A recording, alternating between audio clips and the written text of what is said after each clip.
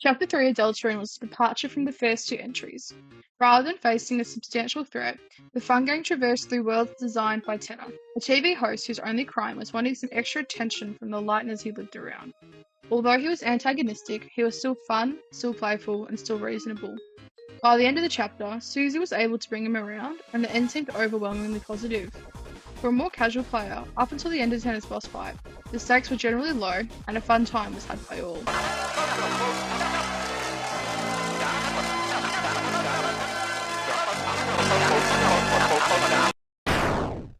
Until.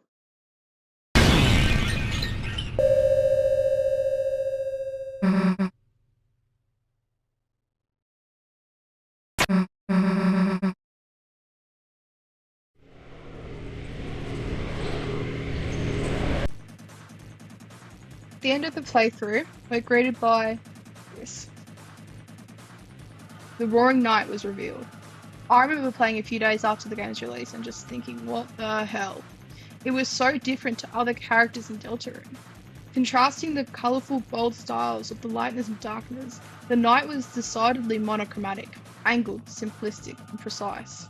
In a world full of expressive characters, its face was unreadable, personality only coming through flavour text and brief breakthroughs of its stoic persona. It also had some unique qualities, but its form was not solid. A gap in its visor could become a mouth or an eye, and it can make a bat out of its own material, then transform it into a sharpened blade. It turns into a ball, a glider, it can have jagged ribs bursting through its chest, and in the next frame be completely smooth. Many people looked at this thing and came to a similar conclusion. Its colour theme and holy hands were reminiscent of the Mystery Man sprite commonly associated with Dr. W.D. Baxter. Seeing this, many took a simple but lazy approach and just said that the knight was one of his creations, with little thought into the specifics, leading to theories about its state being mostly up to speculation. However, we've already seen what kind of being the knight is, all the way back in Undertale. This theory states that the knight is a being created from the body of a monster with too much determination. It acts differently to the lightness and darkness because technically it's neither. It's an amalgamation of characters which have fused together to become the knight. This is roaring-amalgam-theory.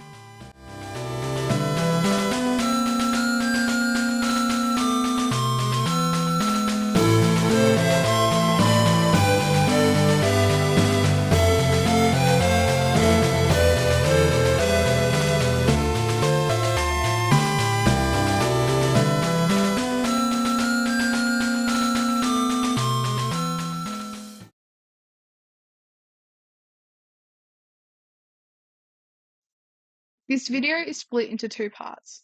One is the analysis that I think is necessary to prove this theory is true, and the second, which is admittedly shorter, goes more into the impacts this theory could have on the story, and other things I just wanted to talk about, I guess. Feel free to skip part 1 if you're already familiar with my blog, Roaring Amalgam Theory on Tumblr, as it mostly rehashes a lot of what I say over there. If you aren't, I recommend you watching all the way through that part before I start into more headcanon-y stuff. Yeah. There might also be some times throughout the video where I call it RAT instead of Roaring Amalgam Theory. That's just the acronym, industry term, if you will. So yeah, they are one and the same. I'm not like talking about something completely different or like an actual RAT. Yeah. Part 1, the theory. To truly claim that the knight is an amalgam, I think we should first look at the source material. In Undertale, amalgams are the fusions of the dying bodies of monsters, injected with the essence of human determination. Usually, excess determination, without a stabilizing force, causes the monsters to droop and lose their shape, and they do not survive the process. Thanks to the soul experiments done in the true lab, the dying monsters can live on in some state of half-living. They are technically alive, but barely able to communicate. Their bodies fuse together to create a sort of living memory of who they once were, but in a new form, basically unrecognizable. From this description alone, there are already some similarities between these amalgamates and the Roaring Knight. Aside from the colour palette and malleability of their forms, there are frames where you can see the knight's mouth dripping. It's a hinting at this liquid state of being usually reserved for amalgams. This is not to mention that Chapter 3 has several references to the Undertale amalgams. Image Friend is presented as a cat version of Endogyne, with a distorted version of Snowdrake's mum in the background.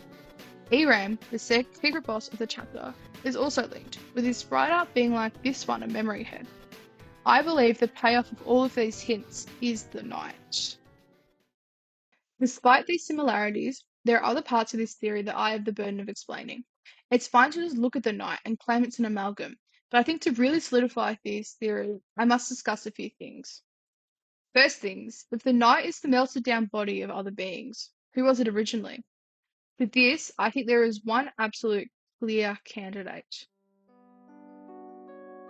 Death Knight has become basically a consensus in Deltarune circles in this point, and for good reason. From thematic to physical, it is one of the more convincing theories for the knight's identity. The first is that the knight must be, or at least was, a lightener. We see the proof of this in Chapter 2, as Queen has to recruit a lightener to create a titan for her, since darkness don't have the required determination to make one. Given we see the knight make a titan in Chapter 4, it has to be a lightener too. The second is its design. The clearest characteristics of all is its antlers. This links the knight to the holidays. I think it's obvious from this that the knight must come from this hometown family. The last point kind of relates the most to roaring-amalgam-theory, and that is, whoever makes up the knight can no longer be around. We see in Undertale that, despite Alfie's efforts, it's seemingly impossible to revert an amalgam back to its original form. For the knight to be as threat as early as Chapter 1, it must have always been in the amalgam, and therefore been missing from the start.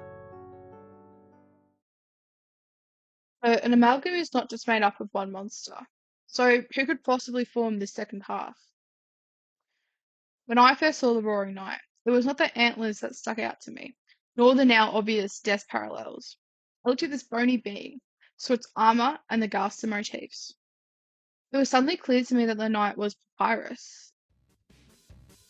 As much as it's now a joke, I always bet on Papyrus Knight.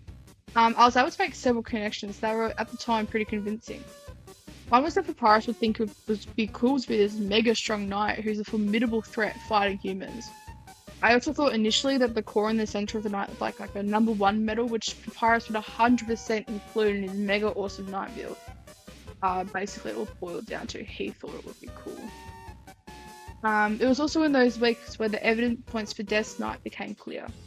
When roaring-amalgam-theory became something that entered my mind, I naturally merged my two most likely candidates together.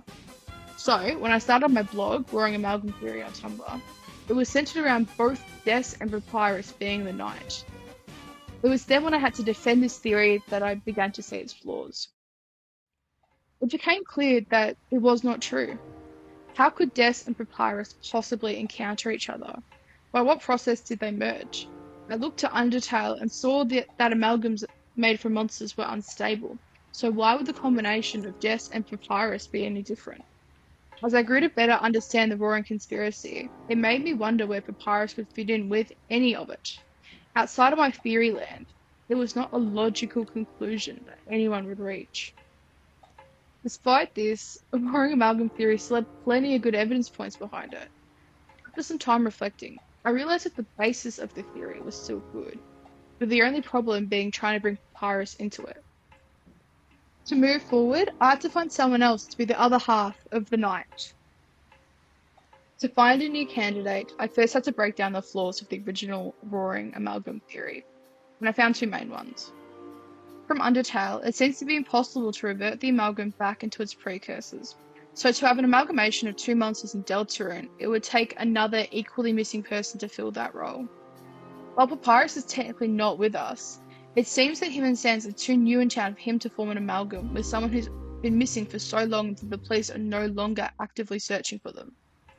The only other person who I could think of who is technically unseen as of late is Azrael, but it does not seem like a likely candidate for several reasons, the least of which is that he's most likely at university and far away from the plot of Deltarune. The knight also does not closely relate to other characters in the same way it does Death, making it hard to link anyone to the knight. This candidate has to be someone who we know exists, but who we have not seen, and I could not think of any monsters that filled this role. Another point of contention is that the knight is decidedly different from the amalgams we see in Undertale. It can change how it looks at will, seems to be in good control of its form, and has strong attacks, unlike the pathetic attempts the amalgams make. If the knight is one, what has changed for it to be more stable than its weaker counterparts?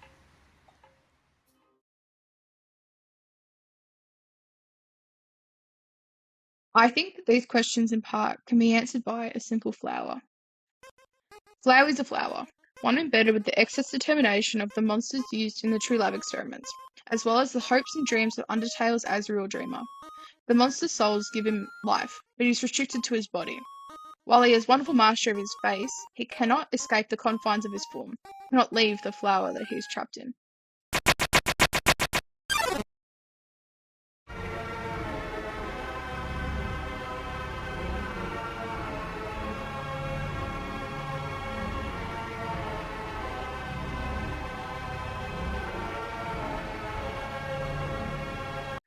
That is, until he gains the pure power of the souls of the seven fallen humans, not the extract the other monsters were given.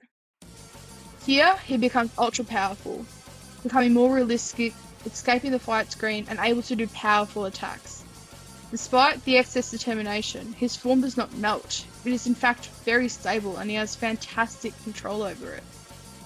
While not a one-to-one, it's a clear identification for what happens if a being is given the raw power of a human soul. They become stronger, much stronger. My theory is that the Roaring Knight has gained access to a human soul, allowing it to become as powerful as we see it. Some may be asking where this soul comes from, but I think many have already come to the same conclusion that I have. Chris Knight has been a popular theory ever since the end of Chapter 2, though when we saw the two in the same room at opposite ends of a fight, their link became less evident. That is not to say that there isn't a connection. It seems that they are working together somehow. In Chapter 3's Shadow Boss section, we see Tenna talking to Chris as if they are the knight that Tenna made a deal with. Furthermore, Chris and the knight communicate with each other, and in scenes where Chris is chasing the knight, if they actually come into contact with each other, they will not try to harm each other. The two seem to be working together behind the scenes as a sort of secret pairing. But maybe it's more than that. Maybe there's still something to say about Chris Knight. If it's not the body that takes its form, maybe it's the soul. The soul we play Deltarune through is clearly one separate from Chris. Throughout chapters 3 and 4, it is well established that Chris is separated into human parts and soul. In these chapters, we also see that Chris does not want to do some of the things that we prompt them to do. This leaves Chris's original soul to be the powerful glue that holds Dessa's liquid body together, explaining why the knight is working with who would otherwise be a random teenager, and the innate connection they seem to share. We see that in Undertale, amalgamates have the remnants of original personality. From attacks to flavor text, we can see glimpses into who they once were. Applying this logic to Chris, we can see this too in the knight, as I said, seem to copy some of their poses and take on some of their personality. It is quite clear that at least some of the knight is inspired by our human protagonist. Another point behind this theory is the state of the Dark Worlds themselves. We see clearly in Chapter 4 that the opener of Fountains influences how it's formed, with Susie's being wholly different to the one made before her and Chris entered the church. I think then it's odd that, given this clear divide, all the other Dark Worlds we traverse through take on much the same form. We know that Chris did not make the church Dark Worlds, as we enter the buildings before the church fountains even form, so it would be unusual for these worlds to be as similar as the ones we know Chris opened themselves in their living room. That is, unless the openers are two parts of the same human, with similar desires going into their creation. So, the knight is not just death, but amalgam formed by taking on the soul of Chris Dreamer. I think it simplifies a lot of the peculiarities of this being, and gives an already canon reason for them. This is where the original version of my script ended. At this point, I have broken down the basics of my theory and explained them hopefully well enough to convince the general audience of its believability. But before I end this video, there is still one more thing I would like to discuss. This is admittedly less connected to the overall theory, but I still feel it's something that, if we're talking about amalgams and deltarunes, I should go on about. Part 2, Mad Ramblings. In the back of my mind, there has always been one flaw with roaring-amalgam theory. I presented earlier the idea that image friend and ERAM are other examples of amalgams and Deltarune, but this is not quite true. In the Spampton sweepstakes, we see a chair, the one presented in the Chapter 3 opening. If we click on it, it becomes shrouded in shadows. If we click on it enough, we see a familiar pair of eyes, implying that image friend in this scene in the opening of Chapter 3 is actually the chair cloaked in darkness. ERAM is in a similar camp. Technically, this sprite of the amalgamate does not depict him, but rather he is formed in the negative space. He is also the holder of the Shadow Mantle, which protects against dark-based attacks. Through Noel's blog, accessible through the Spampton sweepstakes, we can see that ERAM could be based off an IC's pizza box with the eyes burnt out, indicating ERAM could have a light world form.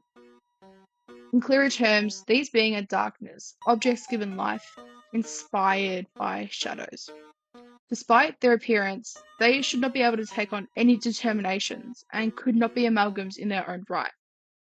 And despite my attempts, I could not think of a reason that they would share these visual similarities, aside from like a tenuous link to the night and from that Gaster, but otherwise illogical.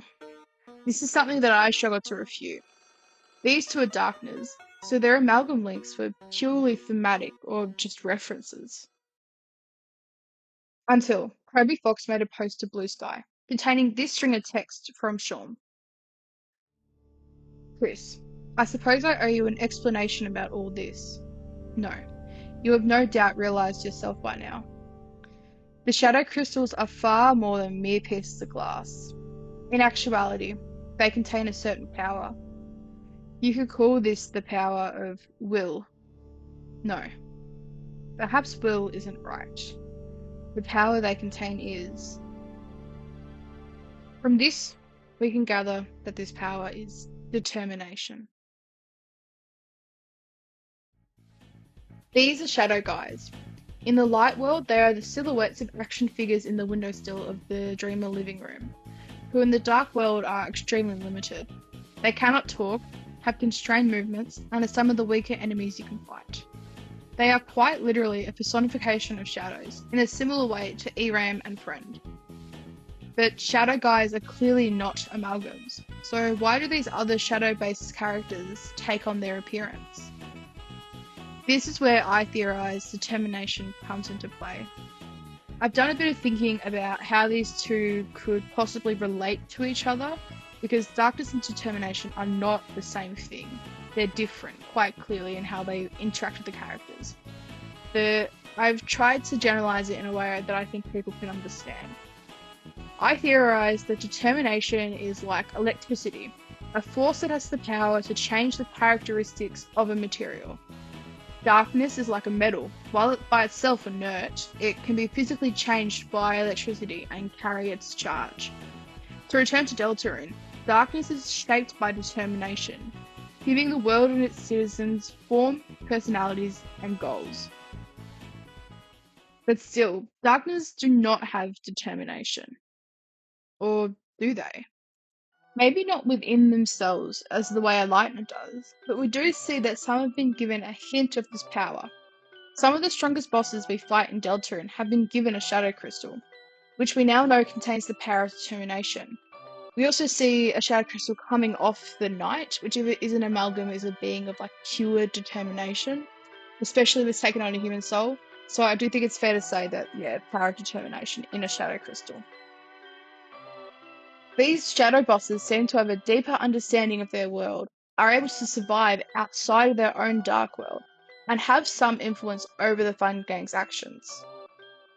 It's clear that the shadow crystal gives them some power.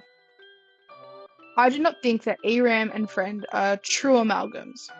Rather, they take on their form due to excess determination, given to them by someone. Now, from here on, this has like no evidence. We do not see any evidence of them giving determination, taking it. However, it is one of the few reasons I could think of that they would look like amalgams despite being darkness. Fox makes a clear distinction between the shadow guys and Eram and Friend, and I just think that determination has to be the answer. Right, now that my side tangent's over, I can ask the final question of this video. Many people have made the claim before that the night is Des' body and Chris's soul. I recommend watching the Possessed Des theory to go more in depth of it. But why is it important that this be formalized into roaring-amalgam-theory? One is the nature of Des. She has been associated with the phrase Lost Girl since before the new chapter's release. With the reveal of the night, many have tried to recontextualize it, because how could Des be lost if she's right there as the night? But with roaring amalgam theory, she's just as lost. Her body might still be there, but we know that no one can come back from being an amalgam. Even Azrael, who took on the power of 7 human souls, could only come back for a short time at the end of a true pacifist route in Undertale, and it is heavily implied that by the time we exit the underground, he's long gone. What hope is there for Des, who only has the power of 1? To accept roaring amalgam theory is to accept that Des is essentially dead, and that we might not be able to save her from this fate. Despite the work of those like Chris and Carol to keep her alive, I can almost guarantee that she is not coming. Rat also minimizes the amount of blind speculation that a theorist has to do. The Knight is a strange being, but its peculiarities lessen when you look at it through the established lens of it being an amalgam. I hate when theorists tell you to think of Occam's razor like, oh, it's the simplest answer, because they're often deluded by their own ideas and they can't tell when they're just in their own head. But I do genuinely think that when you think of it as being an amalgam, it is quite simple. It doesn't have to be just this strange being, because it's all of these peculiarities are explained. Why can it change its form? Because it doesn't really have one anymore. Why is it really strong? It takes on the power of a human soul. We see that this induces strength. Without this theory, much of the Knight's nature is just strange quirks, without basis in logic. It relies on more being revealed in future chapters, where many of these questions become known qualities when you accept the Knight is likely an amalgam. Hopefully in future chapters we can explore concepts like determination, Deltarune more. I think much more can be expanded on in a new release, and then hopefully I will sound less insane to the average theorist. Please make me sound less insane to you. Many people struggle with the Knight's identity because it can be hard to rationalize who it is, what it is, and how it was created. For the Knight to be Des, she would have to go through a process which people often find hard to explain. Rather than looking at the source material, they'll chalk it up to ghastly nonsense that we have not had yet revealed to us. But the Knight doesn't have to be some cosmic being that we don't understand. We are given all of the pieces in Undertale and are asked only to put them together in Deltarune. So, what is the Knight? It's the amalgamation of the lost body of Des and the human soul of Chris, fused together to create a being capable of being the prophecy to fruition. Thank you for watching.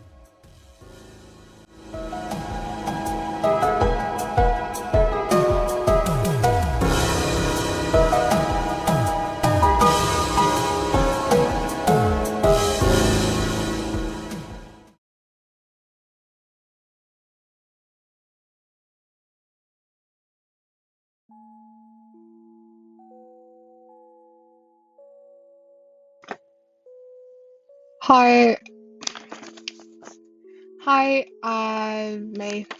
I just finished editing this video. Finally, I've got the music and I've got everything done. And now I get to sign off officially.